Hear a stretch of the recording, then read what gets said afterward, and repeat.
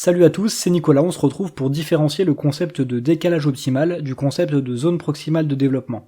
Beaucoup confondent ces deux concepts, je les confondais aussi il y a quelques années. Même si ces deux concepts peuvent sembler très proches au premier abord, en réalité ils sont très différents. Le décalage optimal, c'est une régulation de la difficulté de la tâche pour que l'élève soit obligé de s'adapter avant de réussir. Linda Hallal explique que le décalage optimal, c'est le maximum de contraintes et d'obstacles qu'on peut mettre à l'élève pour qu'il réussisse sans se décourager.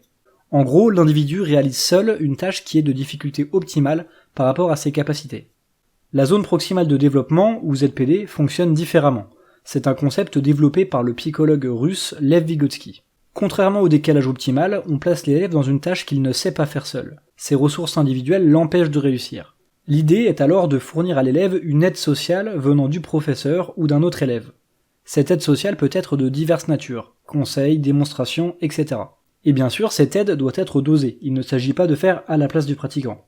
Pour Vygotsky, ce que l'enfant est en mesure de faire aujourd'hui en collaboration, il saura le faire tout seul demain. La ZPD correspond à l'ensemble des tâches que l'élève arrive à réaliser avec une aide plus ou moins importante. Avant cette zone, on trouve la zone d'autonomie, qui correspond aux tâches que l'élève sait réaliser seul, sans aide. Et après la ZPD, on trouve la zone de rupture, qui correspond aux tâches que l'élève ne sait pas faire, même avec de l'aide. Selon la définition du décalage optimal de Linda Hallal, on peut supposer que le décalage optimal se trouve juste avant la ZPD. Pour résumer, la ZPD et le décalage optimal répondent à la même finalité qui est de placer l'individu dans les conditions de difficulté optimales pour apprendre. Mais la logique théorique et les mises en œuvre sont totalement différentes. La ZPD est plutôt basée sur une théorie sociale de l'apprentissage, ce qui n'est pas le cas du décalage optimal. De plus, la ZPD est très orientée sur le futur de l'élève. On lui fait réaliser avec de l'aide ce qu'il sera capable de réaliser tout seul dans le futur. A l'inverse, le décalage optimal se base plutôt sur le passé de l'élève, puisque la logique consiste en quelque sorte à mettre en difficulté l'élève à l'intérieur de ce qu'il sait déjà faire.